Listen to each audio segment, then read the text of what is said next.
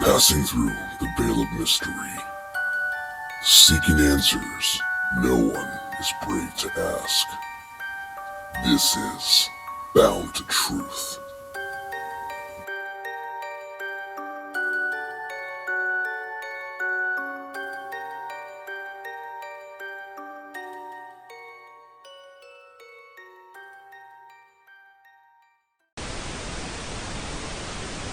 Hey everybody, welcome to Bound Truth. It's Chris Lopez. It's probably did my last podcast, May, a few months ago. I've been busy. Wife moved back in, so I'm sadder than ever. No, she's amazing. She's awesome. You see back here, it's a bit of a clutter mess because when someone moves back in, you gotta try to make room for their stuff. True story. This office was supposed to be her office before I did this podcasting. She didn't want it one day. And then now, ever since the podcast, she's back. She wants it. You know what they say? It's always better when it's not yours. That's just life. You'll have to share. You'll have to share. Have to share. Everybody, so today I want to welcome Brittany here. And how I got connected with her, as you've heard many times before, is with Gary White. Gary White's an amazing man, big heart. Just a great fellow. I'm hoping to eventually, maybe next year, go and visit him in Northern California. Really get to meet him personally, do some recording with him there. Also, before we start with Brittany again, I'm almost done with the part 2 of my Randy Bauer experience with Bigfoot, the documentary there. A lot of fun. I hope you find it interesting and intriguing and engaging.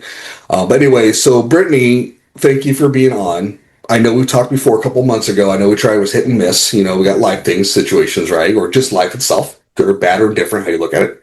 Yeah. But you connect with Gary White. We want to know your origin story a bit. What got you in this journey in regards to what we're talking about when it comes to the experience of UFOs, beings. We'll just keep it that way and kind of go from that term, and just see how I want the audience to hear your story, and maybe they can say, "Hey, I've had that happen too, and I'm not alone."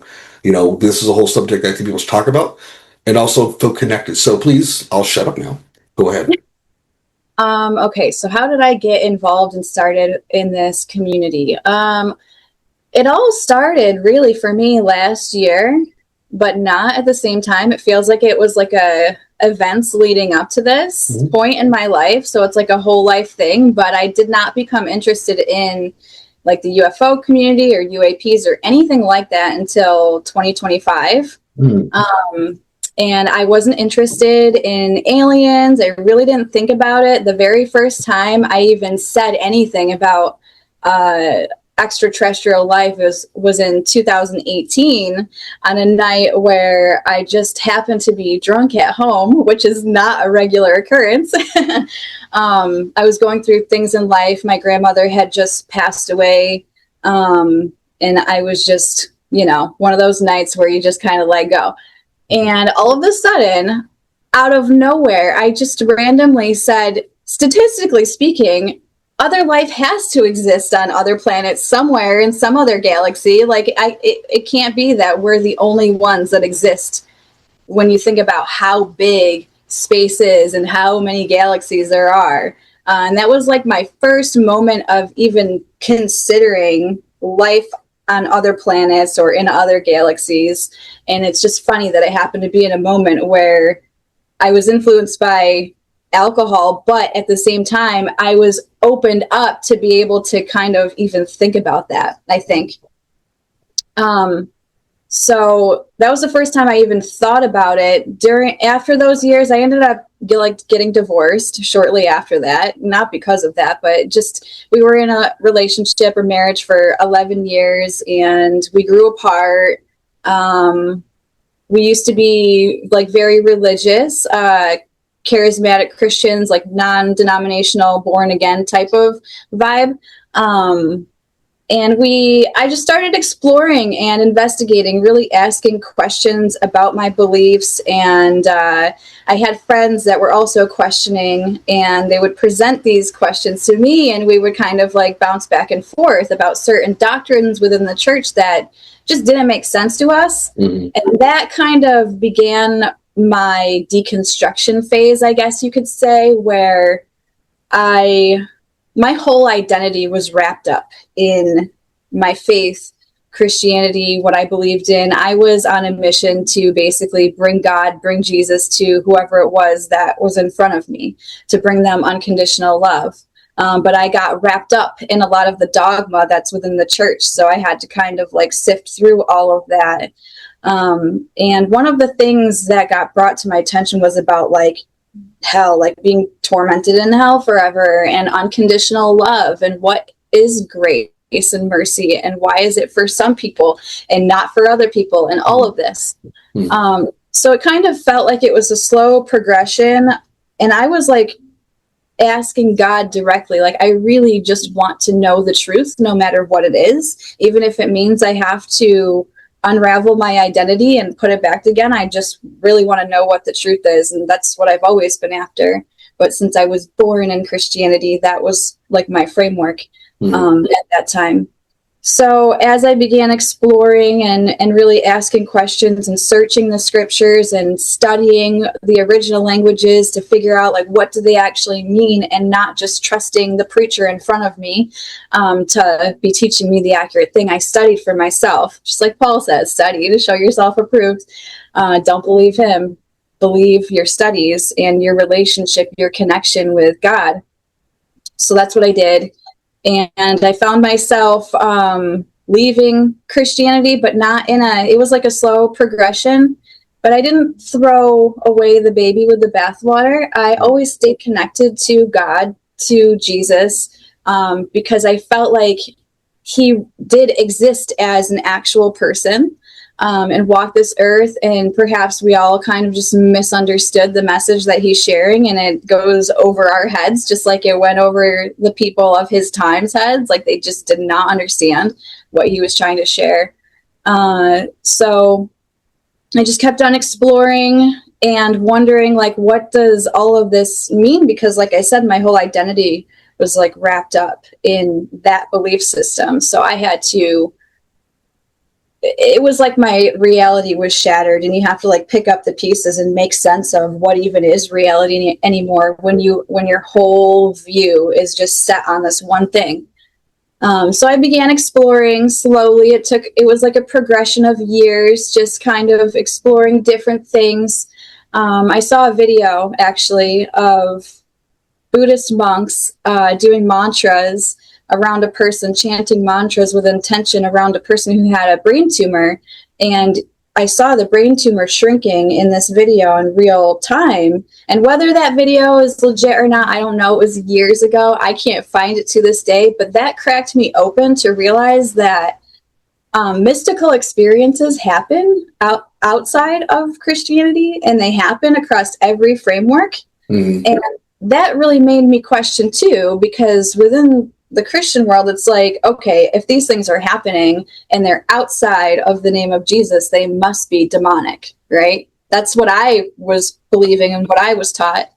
And, but then I saw this and I was like, that doesn't fit this situation. Why would something demonic heal or move through people to have something so significant happen, to be healed from a brain tumor, from cancer?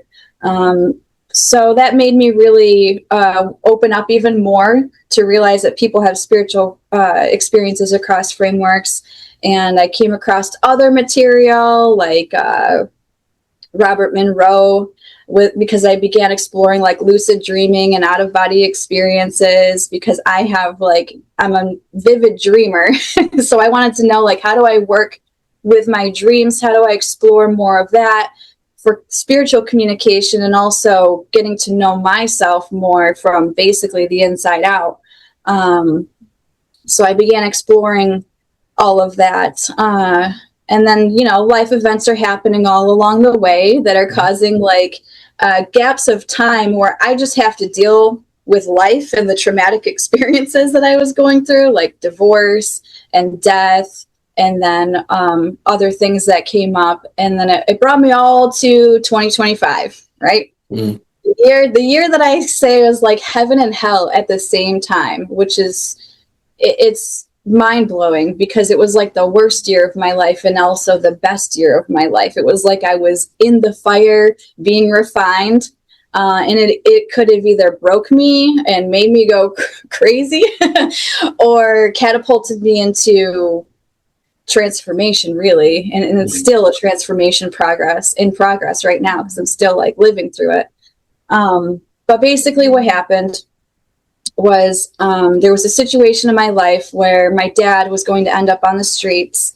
He was getting evicted, and we don't have a ton of family support just because nobody really has the resources to help him, to take him in. So it was just between me and my sister, which is really hard because the house that I have is not big enough, and we just made it work. We weren't going to let him be on the street. He had health issues. He had a major surgery coming up where he had to have a femoral bypass in his leg. And if anybody doesn't know what that means, it's when you don't have enough blood flow in your leg, you have to basically like bypass the artery, and I don't know all the details of it, but it's supposed to make your blood flow. Yeah, basically it's to make sure that he doesn't lose a leg. Sounds like it, because it's pretty much it. It's just like redirecting the power line. Yes. Yep. Yeah. So he had that surgery, and how's he doing, by the way? He's doing a lot better now. He's in his own place now. Awesome. It's been sorry, I totally jumped. I'm sorry, I totally. No, you're fine. He's in his own place now. It's been a year. He has not had any health crises, which last year was totally different. So he's good now, and stable, relatively stable, I guess. But yeah. So he had that surgery. And we were like, okay, we'll help him recover and everything, get him back on his feet. He's on disability and all of that. So we were going to get him on a waiting list to find housing, all that stuff, which takes forever. If anybody has gone into that, they know it's not easy and it takes forever. And I just knew that I did not have capacity for any of this. I didn't have capacity for any of it. I knew it was going to be hard. I had this strong intuitive feeling that something was going to happen, and it gave me like the worst feeling. So I was like, well, whatever, this is what it is. I'm just going to have to go with the flow because I can't let my dad be on the street. I'm not that person. So he moves in, has his surgery, and the surgery fails. And it ends up failing like 4 times. He keeps on getting repeated infections. The infection caused a hole to it caused a hole to form in the artery. So he was going to go to a doctor's appointment. He's standing right here next to me in this room, and his leg starts bleeding. And not to get into all the gory details, but within like 10 minutes or so, he was losing consciousness. There was, it was a mess, and I am freaking out. My son's upstairs with his friend, and I'm like praying, like, do not come downstairs to see this work out. Right. And ambulance comes and everything. And yeah, that was very traumatic. And, just him being here, having that happen, not having the capacity, it really was re-traumatizing for me because I didn't have the best history in childhood growing up. And so him being here was opening up a lot of childhood wounds, a lot of not integrated childhood trauma, which was not enjoyable at all. I realized a lot of things about my generational line, a lot of patterns of trauma that were in my personal family. And I got very, very clear and coherent on my own like generational patterns and how everybody's in the house were playing out like in real time. Yeah. And I read this one book called When Women Were Dragons. It's a fiction book that is like a historical fiction book. So the history of it is accurate to what it would have been like in the 50s. But it's a fantasy story, women empowerment story that my therapist gave me because she knew I was being re-traumatized. But it was a godsend, really, that book, and very synchronistic. And I love how things like that happen. I believe that's how spirit can speak and move sometimes in our life, by little interactions like that, resources, books, and connections with people. Because when I read that book, it was more than reading a book. My grandma was born in 1950. and there's a lot of trauma that she endured in her life. And there's, there's like family secrecy and stupid things and everything. And I'm like that person in my family where I'm the black sheep. I'm the cycle breaker. I am trying to heal my trauma where other people couldn't or wouldn't. And so I was really reflecting on her and connecting with her through all of this, because her son's in my house. And, every patterns, choices, trauma leads to situations that we're in. And that's what I became clear on. And I started like feeling her presence too at the same time. It was like she was coming through a lot, very strongly. And having him here was like it was like psychological and spiritual warfare, because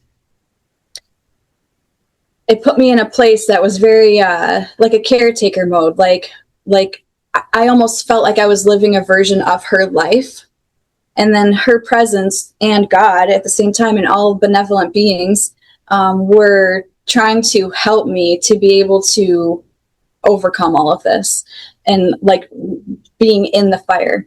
So when he was here, at the same time, I started seeing people posting videos about these orbs, and I started seeing videos posted of the New Jersey drones and all of that going on. And I'm like, what is this? Like, something about it just like... It was crazy. It was crazy. We my friend Jonathan, who we'll go a little bit further. I'll mention him a little bit. Him and I's relationship.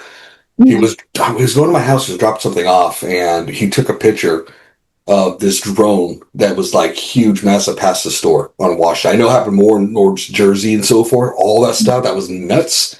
But yeah, I find that like, what was a reason? What was a time for that going on? All of a sudden, it stopped, or maybe it just gets suppressed. I have no idea. But anyway, sorry.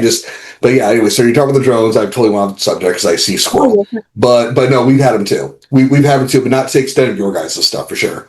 Yeah. So I saw that, and that was the catalyst for me to start going down the rabbit hole of like the UFOs, the UAPs, the disclosure, black programs, all of that. Right. I was like, oh, I didn't know anything. Had no idea about any of that.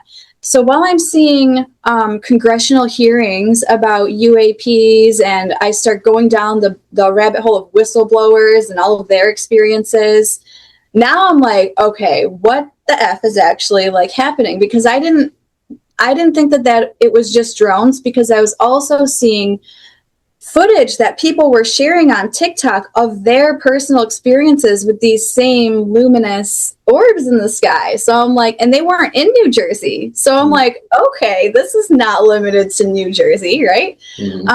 And I realized, you know what? I'm going through hell in my life. I need help overcoming these generational patterns that I'm really struggling with myself, and I see my family struggling with. I want to be a good influence for my son and everything. And so, I don't want him to grow up to end up being an unhealthy male, because we already have way too many of those on the earth. So I was like, you know what? I'm connected. I know that spiritual reality is real. But I was in kind of like this limbo place, because I was in between like Christianity and not really having any framework anymore, just kind of whatever.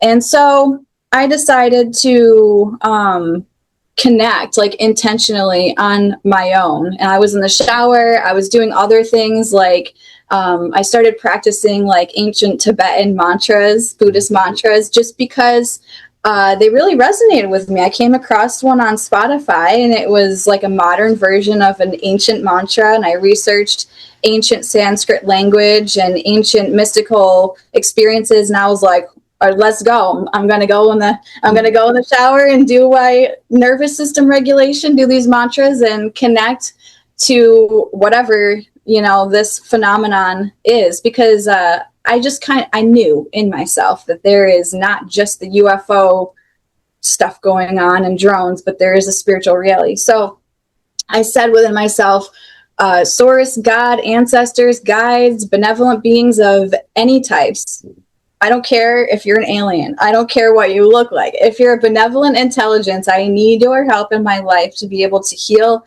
overcome these patterns of generational trauma, to be the mom I need to be and want to be, the woman, the person, the everything, to be able to just contribute to this world to make it a better place than it was when I got here. So after I did that, I would also go out in my backyard because I just didn't want to be in my house. The atmosphere was so toxic. And I'm like very, very energetically sensitive since childhood. And I had paranormal experiences during childhood too. So I'm just that person. Like, I have to protect my energy like at all costs because I'm extremely sensitive. So I would go outside, sit on the deck, and do that same like signal sending process that I did when I was in the shower. And like then that intention type of thing, kind of putting the gap.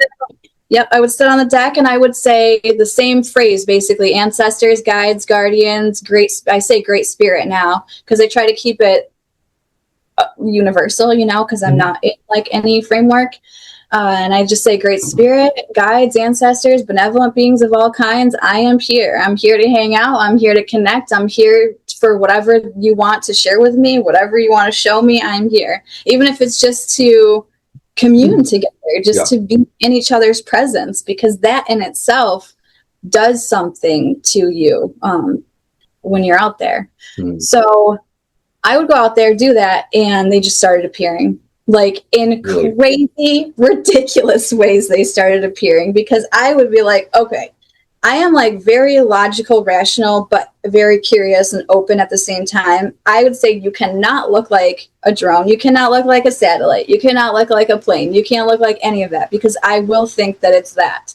So they started doing things like one of the orbs appeared and it grew in brightness, and it got bigger and bigger and bigger until it flashed and like lit up the whole view, my whole view of the sky. It was giant. Like, it was crazy. It was like, you know how much light would come off a lightning bolt to make the whole sky? Oh, it's pretty like a quick extreme moment of flash, and then it just dissipates. It came from the centralized orb, and it was it was crazy. Even to just like try to tell the story, it's crazy to remember. So that one happened, and my neighbor was playing a song at the same time, and it was the Doobie Brothers, that one song, the one that's really popular. I always forget the name of it. That's so appropriate, Doobie Brothers. Yeah, right? Yeah, and I'm out there, I hear it, and the line that says, it's listen to the music. The song that says, listen to the music, it got my attention so strongly, unusually strong, because the song was playing, and I know that song, but it grabbed my attention, like, pay attention. And when I felt that, that's when that orb appeared. And then I start having that song play in my head by Rihanna, Diamond. Shine bright like a diamond, yeah. Yeah. And so I had this song playing on the outside, gets my attention, makes me look. I get the feeling to look and pay attention. That song starts playing in my head, and I automatically knew that the message was from that situation was to shine bright, to reflect the light that I'm experiencing out to the world. Because we all like have when you experience this, it's like an inner illumination that you just like have to share with the world. You know what? That's funny. When you say shine bright, now I'm thinking of Pink Floyd. Like shine bright, crazy diamond. Like, yeah, if you ever heard a song, that might settle you with you too. It's a good song from Pink Floyd. So yes. Yeah. I probably have heard it, but I'm going to listen to it again since you brought it up. Yeah. But yeah, so I started having crazy experiences like that where satellites don't do that. Okay. Nobody can tell me that was a satellite or a drone or anything. Satellites are hard to see. They're hard to see. You have to really pay attention, and they don't dance around. It's pretty much going. It's going by. They're going by gravity trajectory. It's not going to move around. It's not going to brighten up. Yeah, I'm with you 100% on that one, because you can tell when it's a satellite, when it's not. Exactly. Yeah. Yep. So they started doing things like that, and then doing big other power-ups. They would show up in different colors. They would do the light bulb flashes at me a lot. where it feels like it's like a greeting or something, or like some type of acknowledgement. And we've seen them other places, like at the beach, and they've hovered like over the water. I've seen them appear and then go over the water. It was the weirdest thing ever, because one orb was like hovering just above the water. Another one would appear in the sky, travel over the one that's hovering above the water, and then it would stop once it got past it. And there would be like this field. There was something going on around it. One of the orbs, it looked like it kind of like split or something. And then some of them would just disappear. Some of them would sink down, and I would see them disappear into the water. So I was like, that blew my mind. And that very same night, the one orb that was just floating there for the longest time, I was like interacting with it, saying things like, I was getting impressions inside of things to say. Like, one of the things was to say, like, you're benevolent. Can you do something to show that you're benevolent? Right. And as soon as I said that, it grew bigger in size, and it starts flickering and doing all sorts of crazy things. And I could feel like the more excited I would get, the more excited the orb would get. It was like a connected consciousness, like a feedback loop or something. Well, it's almost like what it sounds like to me. And I'm a musician, but my picture of it is like, maybe it's the way it's kind of like there's some type of music in here that's kind of like, you know how when people play music, the lights will flash, whatever, going with the beat. Maybe that's what it's doing off your own excitement. Yes, that makes a lot of sense. Yeah. So I said that it was interacting a lot, and then some people walked past behind us, and I didn't know what was going to happen. I was really curious to see if it would stay or if it would go, or if they would see it and say something, ask us. And they didn't see it. They just kept walking, but it shrunk down in size and became nearly invisible. And then it started floating off into the distance. And I'm like recording this too on video the whole time. I posted it on my YouTube. And once it gets out into the distance, it changes shape. And this thing, it went from an orb, a perfectly round orb, to now it split into like two. It came back together. It looked like a disc, like like the typical, but it was on a little bit of an angle like this. And I could tell it was like a disc because it was on the angle. And there along the edges was red and white flashing lights. And I'm like, you orb, we're not just doing that. You were not flashing red and white lights a few moments ago or on a slanted angle. So that was the first and only time I saw one change from what looked like a plasma orb to something else. And I still wonder to this day, like, how can something that is plasma based, I believe they're plasma based, like if you, from the physics side, I believe they're plasma based, and functioning off of like fields and frequencies and electromagnetic, all of that, and consciousness. But how can something like that all of a sudden turn into perhaps something physical? But we have like water that can turn into gas, that can turn into ice. So perhaps plasma is... Well, that's a good point. How does a octopus or chameleon change its color, right? If you look at an octopus, which is, some people think they're alien because they're hard to explain, but they can pretty much fit into anything and form in anything and shape in anything, but they still keep their original form. Now, going to this, I thought about this too, is there's so many different theories behind it. We can go all day about that, but just based on what you're talking about, just to stick with this one thought process, is what if this object was always been a disc, right? And it kind of produced its own aurora frequency, whatever you want to call it. Like let me dumb it down a little bit. Not calling you dumb.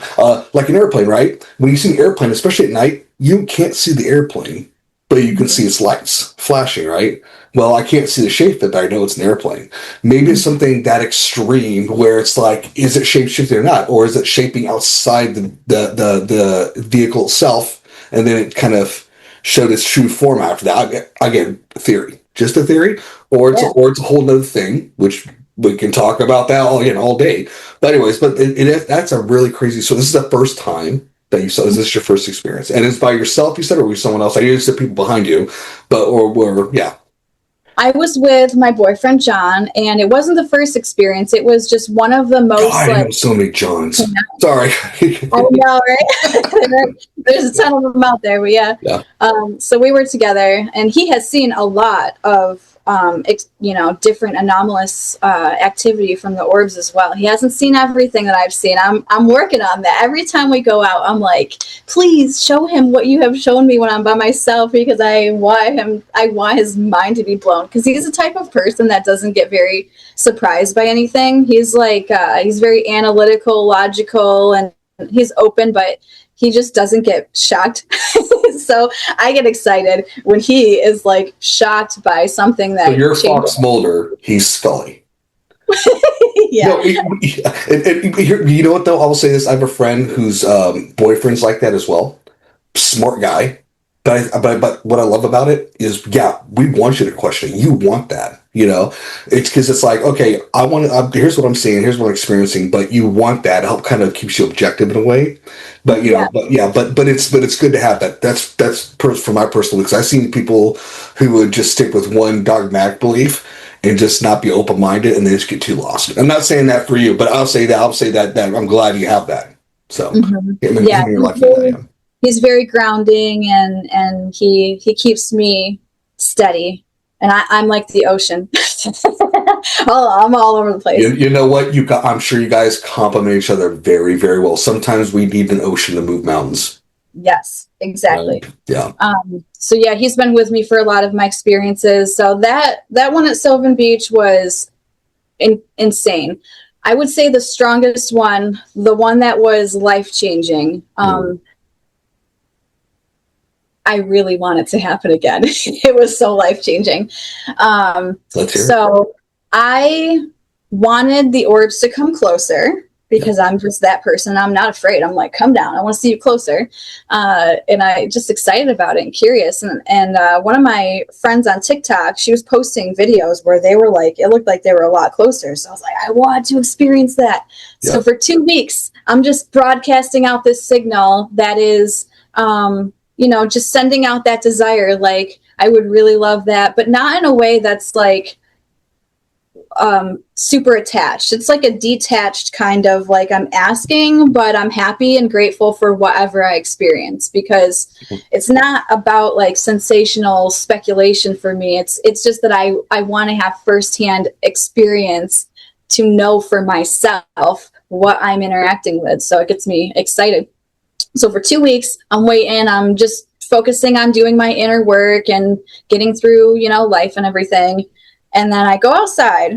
I am with my son outside, laying on the trampoline for about 10 minutes. I think it was like 10:30 something at night. Mm-hmm. And then John comes outside and within 5 minutes of him coming outside, so we've been out there 15 minutes total,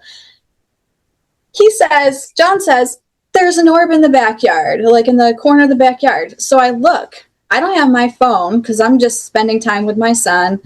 But he had his phone with him, and I look and I'm like, oh my God. And I had that feeling, like that overwhelming feeling of like wonder, excitement, awe, and unconditional love. And like there was a presence of intelligence there. So I'm watching it, and all of a sudden it's like getting bigger. And I'm like, is it coming down lower? And he recorded it. And I realized, yeah, it's coming down lower. And then I just became kind of like speechless, because as it came down lower, it went from the back of our backyard. It crossed the entire length of the backyard to up above over our house. And then it went up. It turned like a burnt orangish red kind of color before it disappeared. But while it was going across the backyard, it took 2 minutes for it to cross. So it wasn't fast. It was intentional. It was slow. It was the most beautiful thing I've ever seen in my life.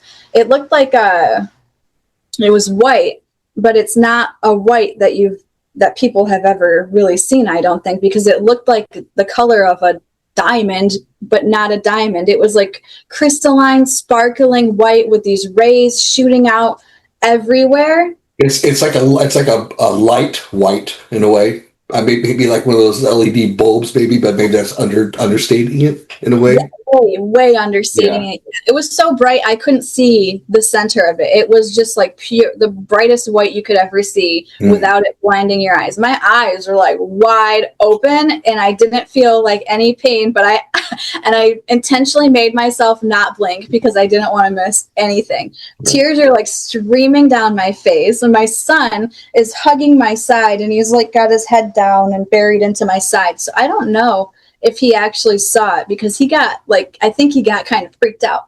So at that point I'm like, it's okay, it's all good.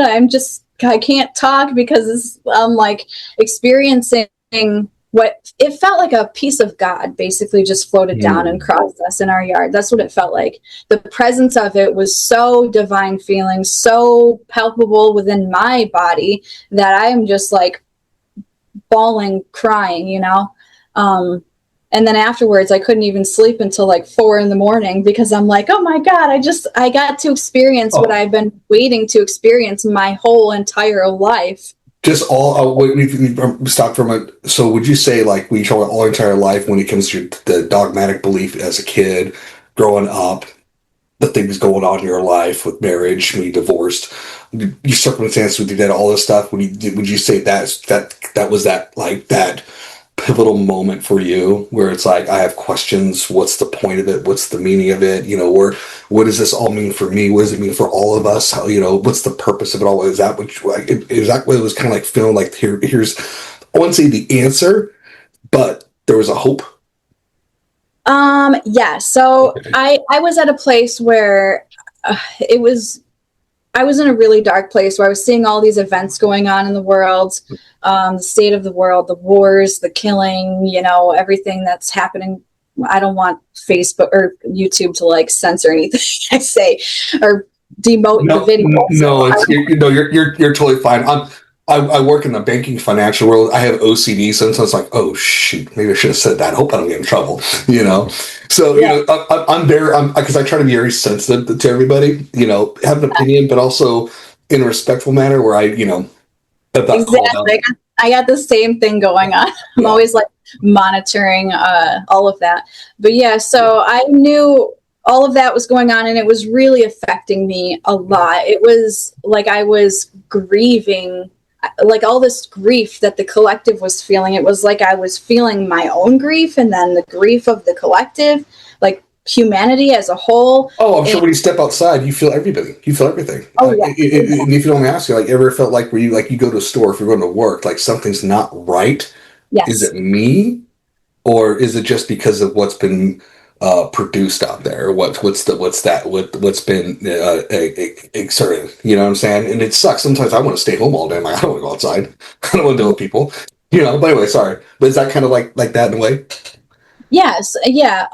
So I was being affected by the world, and then I was going through what I was going through with my dad, and I'm like, man, life is, what the fuck is this? Like, what is this? Why is everything so awful? Why is there so much suffering, so much trauma? So yeah, I was in a very dark place, and those thoughts, where what's the point of living? But I'm not the type of person to actually be able to follow through on that. So I was just in this place of like inner agony. So yeah, when that happened, it showed me that life is not just hell on earth. It can be beautiful. It can be divine. You can have these experiences while all of this stuff is going on at the same time.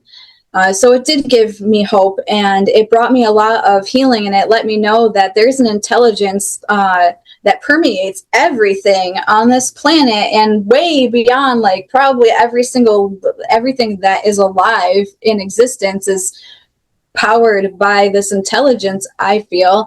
And I realized with all of these experiences that we can have a direct connection to that. And it showed me that I also learned that direct connection to these numinous experiences has been almost kept back from humanity for a really long time. And as you go through the generations from ancient times until now, you notice that the ones who have these experiences and who can have direct connection with God are the religious leaders, or the people who are in power doing whatever they want to do with, with their manipulation. So it goes both ways. And so, yeah, I realized humanity has been so disconnected from spirituality, and then when they're given spirituality, they're given it in this like prepackaged container of like, here, you can have this belief system so that we can keep you in this box and make sure that everything goes the way that we want it to go. Yeah. And you don't actually have like a direct connection to God. Like, Stay in your own lane, pretty much. yeah.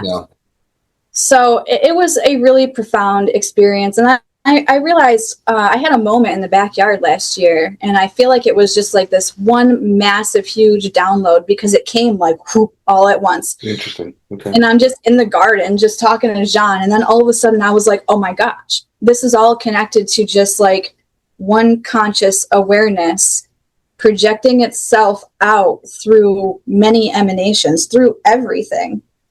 Because everything is made up of like little subatomic particles. Everything's always moving and interacting with each other.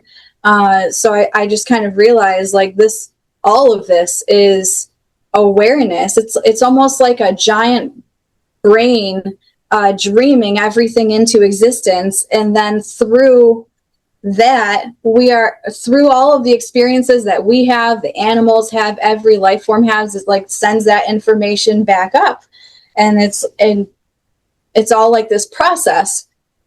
And so, yeah, it was, it gave me a lot of hope. It completely changed, not really changed, it opened up me to see that what I always felt was there is actually there. And now I could like see it with my eyes. Well, let me ask you this: since these experiences that you've had and so forth, because perception is reality to everybody, right? What you say, what you do, and all that jazz. Would you say that I'm gonna use a little bit of the Matrix here? The red pill opened up that sensory. It was like I'm experiencing the same thing, but I'm able to have better discernment and understand the bigger picture. Mm-hmm. In a way of what's going on in the world, right? We talk about control all stuff, but the world is not meant to be ugly or destructive. It's meant to be beautiful. I think humanity has so much potential, but again, I think there's a lot of things in a way. Whereas that sense of control elites establish people in fear, so they put more of their freedoms displaced to whatever entities you want to call it, dark powers, dark government, all you want to call it, whatever conspiracy theorists out there you want to call it, whatever. But that's my thing. Is that kind of like if you go outside and so forth? Not saying we're not going to deal with life. Life's going to happen. Life's life. But do you feel like you have better discernment and understanding of that? What's kind of going on for you and maybe everything else? Yes. Yeah, it brings a lot more like coherence and clarity and discernment. But it depends, I think, for each person, because I'm noticing something within the experiencer community. There's people who have these beautiful transformative experiences that are very deeply healing for them. And then there's other people who have other experiences that are very questionable and kind of horrific sounding. You talk about, you mind if I ask you, are you talking about like more of abduction cases where it's negative type of thing? Okay. Question for you. Have you had any, I think I know the answer to this, but I want the viewers to hear from you in a way. Whatever 20 viewers I have, it's okay. That's all good. I don't mind. I appreciate that way. Have you had any, besides, in addition to that light and love and feeling, that you experience from that, also I would say spiritual communication, not without words, but just with knowing the intent. Have you had any experiences with any beings at all, or no? Yes or no on that one? No. Well, I want to say yes and no.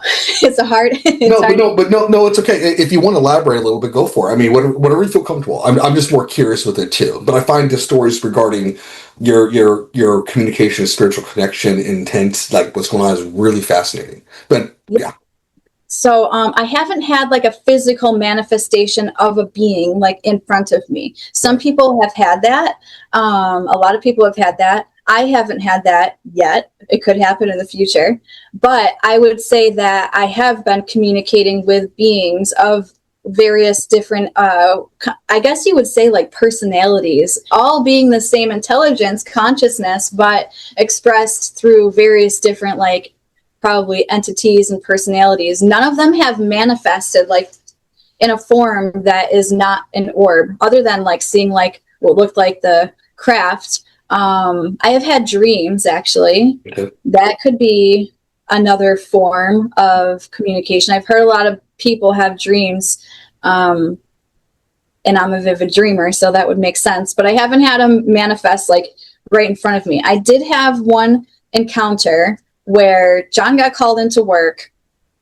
I went with him because it was late and whatever. I just went with him. I wanted to sky watch when we were there. I knew that, it was going to be farmland because the area he works on like farms to deal with natural gas and whatever from the cow manure. And so I'm just sitting there and I'm reflecting on, my two aunts at the time were having a lot of struggles in their life. So I was just like reflecting about that, and they were on my mind. And I was wearing my crystal quartz necklace. It's like a big Herkimer diamond that John literally pulled out of the earth for me. I don't know how he knew where to start digging. It's one of those intuitive things. He just felt it. And he digs 3 feet into the ground and puts his arm down there on the underside of this boulder and pops out like this mega Herkimer diamond. Nice. So I am a wire wrapper, and I wrapped it into a pendant, and so I'm wearing it, right? And as I'm thinking about my aunts, I grabbed onto my pendant, and I was like, Grandma, if you can hear me, I don't want to say their names. And my aunts really need you right now. Yeah. They could really, they really need you to be with them, like, right now. Mm-hmm. And I'm not kidding you. As soon as I got done with the sentence, I could barely get done with the sentence. What looked like a shooting star, it's not even possible for a shooting star to be down this low, but it appeared right above the cornfield, like right above it. And it was faint, right? And it went kind of on a diagonal, and I saw like the line of it, and it was like, choo, it was really fast. And then I got that knowing, that feeling of like confirmation from her, like, I heard you, I'm going. And then orbs appeared, and I thought they were car headlights at first, and that there was a road over there or something. But John's like, no, there's no road over there. So I knew that what I saw, and they were just floating, back and forth, and it was crazy. So I want to say yes, because whether they manifest in a physical form or not, like when I focus on a specific type of intelligence, there seems to be interaction. But I usually keep it pretty open and, inclusive of everyone, because you just get more, I feel like you get more interaction that way when you send out the call to everyone. What's interesting is you're sharing these experiences, right? It said it started in 2025, right? Just to, you're experiencing, so Dr. Stephen Greer? Mm-hmm. Okay. What you're sharing and doing is exactly what he talks about. The difference between you and him, he charges you $2,000 to do it. Yeah, that's what I don't like. So you're aware of that, right? Yes. Right? It's a whole thing, and people see it and so forth, but it's interesting. The mantras. He's one of the people, because I was like, oh, what are you doing? Right? I was curious, like, what's your method? Yeah. And I realized he's using ancient mantras. And I'm like, you're charging people thousands of dollars it's disrespectful to the ancients, to be honest. What's the difference between him and a prosperity gospel? You know what I'm saying? Yeah. It's like, it's free. You shouldn't be charged for doing these things and so forth. I can understand like overhead costs, like if you need to rent a place and building stuff like that, it costs money, but people don't need to be spending thousands of dollars to rent a place out to have a spiritual experience. Well, and that's why your story is so fascinating, especially because it's not just seeing the orbs that night, but just that night when your son in there, and he had been doing this for almost 2 years, and this is what's going on. And I'm sure people ask, how? You got Dr. Singer doing this, all this, certain other people who are like connectors with this.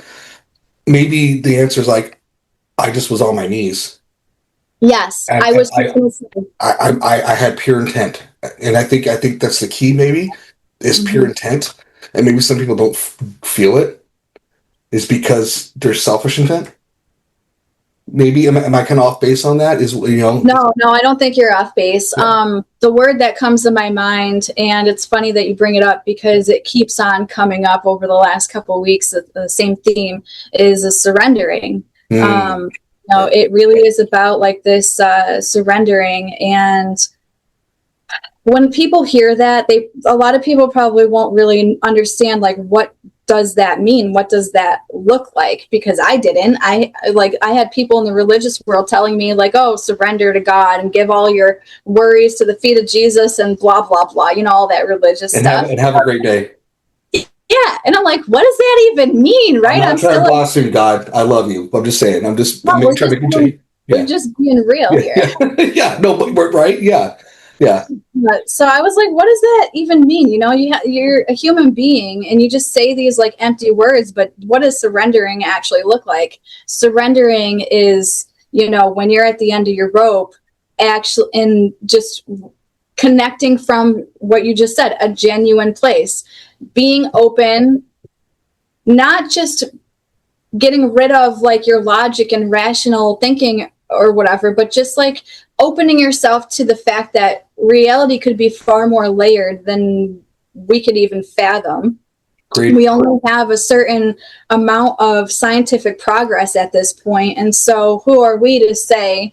It's really humbling yourself and making your ego small and admitting that you don't have all the answers and surrendering yourself to a higher intelligence to be able to start helping you and imbuing you with the wisdom that you need to be able to grow and be the highest version of yourself on this planet. It takes that. And I think a lot of people don't really realize that part of it. They're like, how do I do? Because people ask me all the time, like, how do I do it? How did you do it? And it's like, well, this isn't just a game. Like, this takes a deep level of inner reflection and inner work and facing your traumas and facing yourself and being honest about the things that you struggle with and humbling yourself and just knowing that you need help.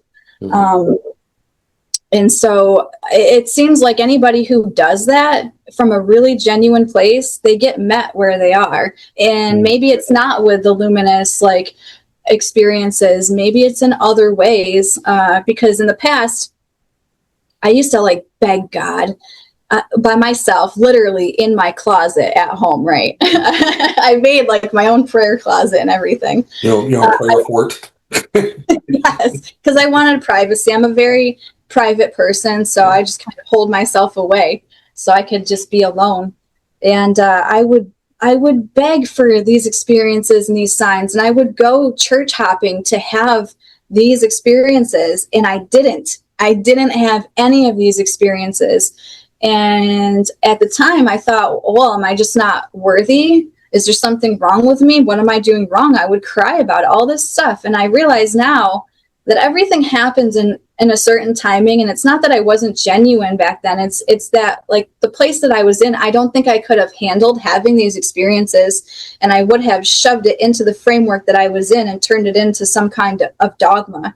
Yeah. So there's also that at the same time. I think you can be genuine and still not have an experience because it's just not the right time. Yeah. God, the spirit can work in other ways that don't seem as obvious. I'm sure and that was a part of it as well. I started getting downloads and I started having, I started getting like flashbacks in my life and having memories come back from childhood trauma. But then I would also, with these flashbacks, it was like spirit was showing me where love was present throughout my life. It was always there. Even when I was suffering and struggling and feeling like love wasn't there, love was always there with me. I just couldn't see it at the time. Can I ask you a question? Can I ask you a question here? Yeah, go ahead. So because I had other questions I want to go down to that would take away from this beautiful experience story that I'm not going to ask because and because I have thousands of questions I can ask all day. But so I'm really going to stick to what your experiences are. What it sounds like. It sounds very. No, it sounds exactly what I've heard preachers, priests, pastors talk about. The ones who are genuine, right? About because the love's always been there, and I've always been with you through those Yes. experiences. When you were hurting, I was hurting with you. When you were happy, I'm happy with you. And so and this is something I've heard before, where someone said, you can't run from God. God's always going to be with you. You just keep running away from Him. When you're trying to find God, it's because people are like, well, I can't see God. Maybe because we've been running, we're not running the right direction. It's like God's, let God run to you, type of thing. Just stay where you're at. And I think Yep. what you're doing, and I could be wrong, but I think what you're doing is when you kind of like, I'm just going to stand right here and just intently surrender. This is what I want. And the guy that's like, okay, good. Stop swimming to the shore. I got a boat. I got a plane. I got something to come pick you up. And Yeah. and I wonder if that's what it's like. Maybe I don't know. It's like, yeah, it's like a meeting of, well, it's like a meeting on the outside, but on the inside, like you were saying, it's like God has always, it's like this divine spark of light that's within each person that they don't realize is there. And the more you get to know yourself and who you actually are as an individual, out before all the conditioning from society, before all the trauma, the more you know yourself, it's almost like the closer you get to God, to spirit, because it's like I don't know how to, it's hard to articulate this part. It's like how you just said, God is experiencing all the pains with you, all the joys, as if like firsthand experiencing it itself. So when we feel pain, the divine intelligence is grieving with us, is holding space with us in that place. And I didn't have that realization before. I felt very separate. And now, and that's how religion makes it. They make it very, very separate. To where you're always trying to connect and seek and strive instead of just resting and being and allowing it to happen naturally, like organically. Don't fight it. Within. Don't fight it. I take this. I was at a day spa with my wife for her birthday, and my wife, God bless her, she passes out. Me, that person doing my massaging, she's like, relax. And I feel like it's kind of like that. I'm trying to massage it, man. Chill. Stop moving around. I mean, maybe that's like that spiritually. So here's a question for you. I know we're going quite a bit of time, but I'm really enjoying the conversation. I do appreciate your time, Brittany. Has there been any pushback, or have you talked to people in like churches or Christians at all? Again, I'm talking about when I say Christian, let's say this, people in the dogmatic Christian religion. I'm not trying to offend it being stuff. Have you had any conversation with that? Have you had any good experiences? Has there been anything that's a little bit argumentative? Not saying you're an argumentative person, because I don't think that's my vibe of you. But what feedback have you gotten back, or what's that been like for you, if any? I haven't gone like to any churches or anything. Or even online. Yeah. Let me think here. I mean, I've had people comment on my post saying these are demons, and people say all sorts of ridiculous things, and I just tell them, like, I have not had. It's hard to even. A lot of the times, I just kind of ignore it, or sometimes I just straight up delete the crap off of my posts because my experience, and if I do reply to them, it's like my experience was so not that I just kind of like left. It's like, how can you say that when you are supposed to know about angels and you're supposed to like know about all this? How come you can't discern what is, it says in the Bible, test the spirits. You'll know. Yeah. So they're always giving flack, and I just kind of let it roll off off my shoulders, because what can you do? People are stuck in their frameworks, and I used to be that person, and when people would say things to me in the past and present this, I was that person saying, oh, that's demonic, that's witchcraft, you shouldn't be doing that, only in the name of Jesus. So sometimes I will tell them, like, look, I have been where you are, and all of that, and these experiences for me have been like a divine surrendering and opening to allow myself to grow and heal, and be transformed. So yeah, they show up, but I just kind of don't entertain it that much, because people are going to believe whatever they want, and hopefully over time, You're a better girl than I am. I start crying. I did have one person on TikTok. He's like, those are demons. I'm like, no, they're not. And a year later, this person is having they changed.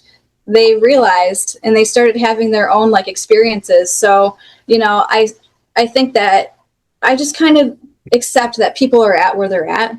Yeah. And I can't really force them one way or the other. I just share and then allow whatever to happen with people. And some people, try to create a positive community as much as possible around it, and like kind of like what we're doing right here. Yeah. And then you have people, like I just recently had somebody you get people who say they get messages and they want to share their messages, and then they want to influence you on maybe you're interacting with something that's not benevolent and sowing like fear into you and things like that. And I noticed that there's some people like that in the community. So you definitely have to have boundaries about who you get close to. Oh, for sure. Yeah. For sure. It's my other question, might be my last time. I have one more. Mm-hmm. Is with this whole experience, what is it? I mean, I know we're talking about Christ a bit. I'm a Catholic. There's a lot of things I love about the Catholic Church. I'm not saying they're perfect. No one's perfect. I get that. The reason I like Catholic Church is because it fits my OCD. Okay, you got 10 Hail Marys, 5 Our Fathers, glory bees. But do you think, is it fully extraterrestrial from our planet? Is it something divine? Is it something interdimensional? Well, and I say, interdimensional is where it can fit all those categories, if you think about it. We talk about Paul talks about the different planes of heaven. We can call that interdimensional. What, so far, or any theories, where does it come from? What is it? I think it's everything. Okay. I know that's kind of loaded, but it's okay. Yeah. I think it is one intelligence that makes up the fabric of like reality, and then it's expressing itself through many, many, many different like versions of intelligence. And so like think of like a neutral, like you're starting a baseline like neutral intelligence, and it's like thinking all these things into existence, and you're gonna like, how could you have experiences or have an interesting reality if there's only like good things existing? So I kind of think that's why there's benevolent and I don't want to say malevolent, but maybe just like beings that are more self-seeking, and they're just focused on whatever processes that they're doing. Because if you think about animals out in nature, you would think that some animals would be like completely freaking hostile and evil because of how they function, but maybe they're not. That's just how they function and interact with reality. That's a you know what, that's a wow, you blew my mind, that one. It's interesting thought process. Yeah. Sorry, go ahead. So I think it's a spectrum of intelligences manifesting in all sorts of different ways. And I feel like life forms, the possibilities of different varieties of life forms could potentially be infinite. Because when you look at what the James Webb telescope sees, and there's like, I'm pretty sure there's billions of galaxies. And if there's billions of galaxies, who's to say that they don't have a star like a sun in each of them, and a planet like an Earth or something like that? And each one could evolve in different ways to have intelligences of different forms. And one of them could have figured out how to become like really advanced and figure out how to project their consciousness to another location. I think that time travel and like all of that is consciousness based. And if we are interacting with like future human beings or advanced ETs or any of that, I feel like that's how they would be interacting with us. That they, not that they have like a physical craft that can like teleport from one location to another, but perhaps they're time traveling through space, or they can travel at the speed of light or something through consciousness, through like a version of remote viewing almost. It's kind of my theory, I guess, is that it's a spectrum of intelligences using consciousness to be able to break through the layers of our reality. Almost like these orbs are like a bubble, like a sphere, and creating like a wormhole. You know, I think of like Stranger Things when they make that example of the paper being folded in half and putting the pencil through, creating that rip in space-time. Yeah, it's almost what it seems like when I think about it. And then I did video analysis on my own footage to the best of my ability. I actually did use AI to help me because I am not a genius.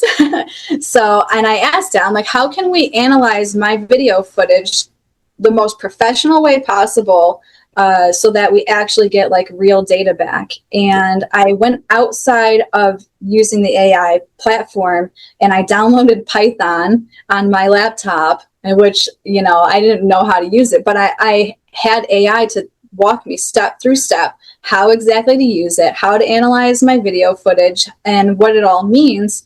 And it really looks like, you know, the physics behind it, it seems like it's plasma physics. And I, you know, we don't have the science yet, unfortunately. And that is a whole other rabbit hole on why we don't have the science yet, because basically the punchline is it's just being suppressed, and it has been for a really long time. Agreed. But yeah, it points towards, I think, in my understanding, is plasma consciousness expressing or communicating through plasma. And I think I'm excited for the future. I think that science is going to ultimately explore it more, but I'm hesitant on how it's going to go, because I mean, we had Tesla in the past and he figured out like free energy. I'm almost certain he figured out free energy, and all of his work was taken. Well, you know whose uncle took the time travel. Yep. I will not say the name because I don't have any nice way to say his name. So. No, it has been forbidden. I had a friend that had a bad girlfriend saying, "Oh, the person that shall not be named." Yes. You out there, figure it out. Person's uncle took technology from Tesla when he died. Let you guys figure that out.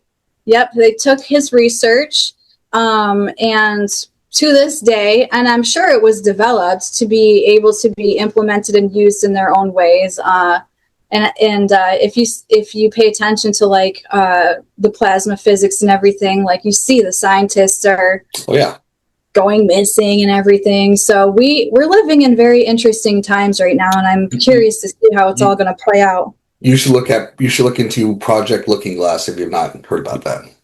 I've heard about it. I can't remember the details of it right now, though. Yeah. But two more questions. Hopefully they're not hard. With all this talking about with spirituality, God, divine, the beings, what's with all this? Because we're both kind of cut from the same cloth. We're inquisitive. We want to understand. We want to know. We've gone through experiences like that, but both good and also bad. Jesus, what does he mean to you at this moment? What does that affect you with all that's going on, like with your experiences? Jesus is like, he feels like family to me. He feels like a kindred spirit. He always has. I've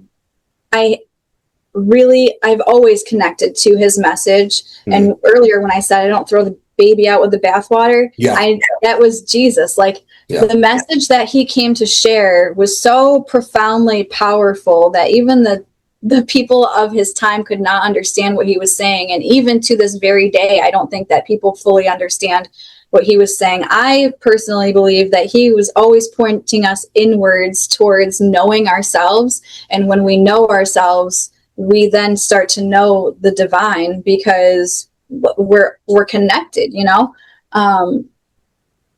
He said the kingdom of God is within us. It's not around us. And when we approach that like children, with the curiosity and the wonder and the innocence and the not selfish motives, that's when we begin to experience. But the kingdom is not like a physical place. It's a state of being. And I think that like heaven and hell are also states of being. And he was never telling us like, oh, believe in me and be saved, and you'll be saved from hell. Like, I don't think that's, yeah, he could have been saying saved from hell, but what does saved actually mean? The original word for saved is sozo in the Greek, and sozo means healed and made whole.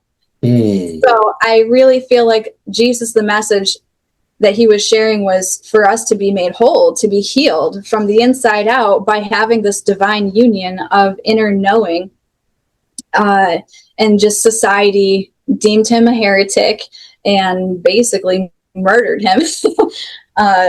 So he feels like a brother. He feels like a kindred soul and spirit. And through these experiences, I actually started like feeling like I was having direct communication with him, because I'd be in the shower, do my own thing. And that's a lot of the time is when the insights start to come in, because I get very, like my nervous system is regulated, I'm relaxed, and my mind is clear. And then all of a sudden, like he told me last year, he said, you're in the desert.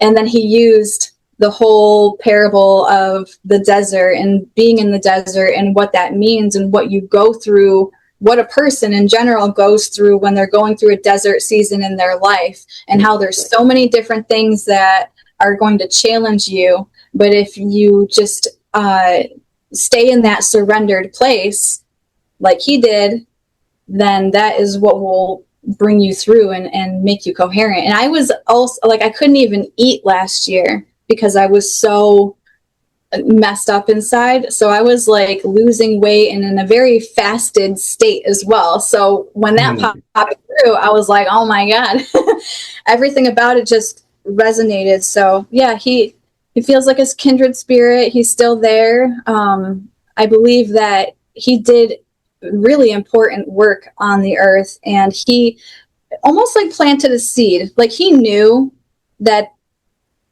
generation was not going to be able to accept it. He knew what was coming for him, right? And in his humanness, he still took it, even though he lived fully human with all of the emotions that we have.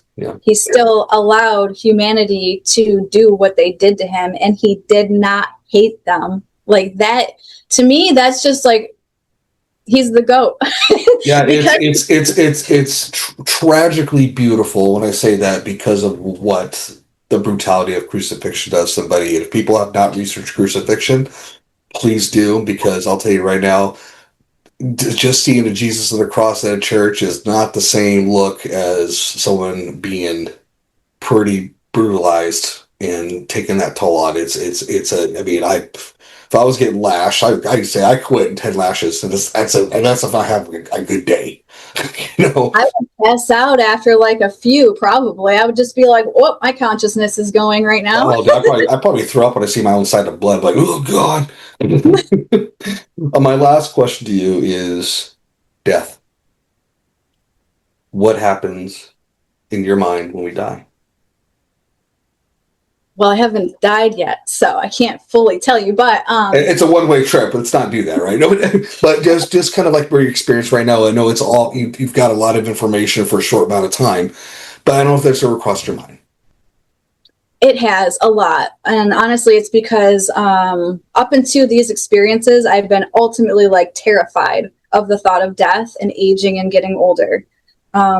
I think that's another part of why I had these experiences as well, because I was having like this crisis of, holy crap, I'm in my 30s now, and if I keep on going the way that I'm going, what kind of a state am I going to be in personally, and all of that. So yeah, I thought about all of that, and my dad being here, I thought I was gonna wake up and he would be dead on the couch, honestly.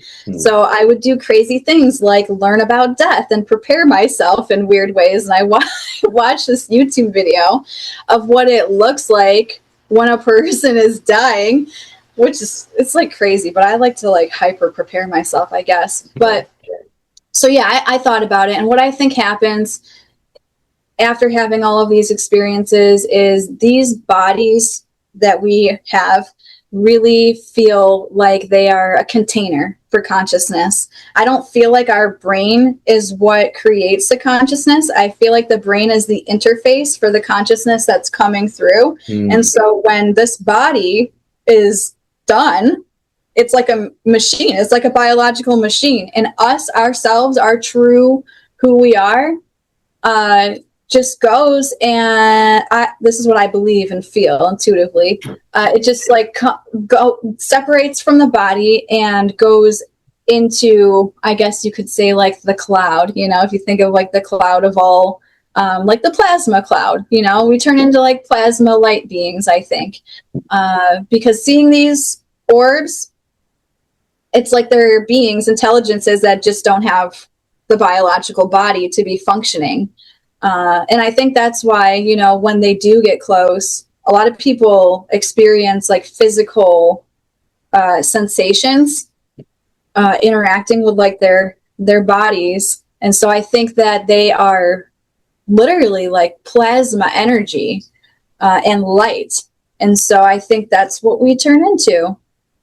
Because if you, I was listening to A New Science of Heaven. I'm on like chapter 14 of that book by Robert Temple. It's really, really good. I recommend literally every person on the planet to read it. It's not just physics. He makes it really easy to understand. And he talks about all these different scientists who have studied all sorts of different things. And these scientists are like renegade scientists whose work have been suppressed. Where was I going with this? I forgot. Oh, so one of the scientists, he was actually he discovered that we glow. We basically glow. Like us human beings emit little biophotons that can be measured. Wow. So I think that is like us. That is who we actually are, kind of maybe just leaking out of this avatar that we're in. And so I think we just turn into our true form. Okay. Before we go, what do you want to say to people out there in the religious world, in a world where there's so much chaos going on? Anything you want to share with them? Any hopeful message that comes to your mind?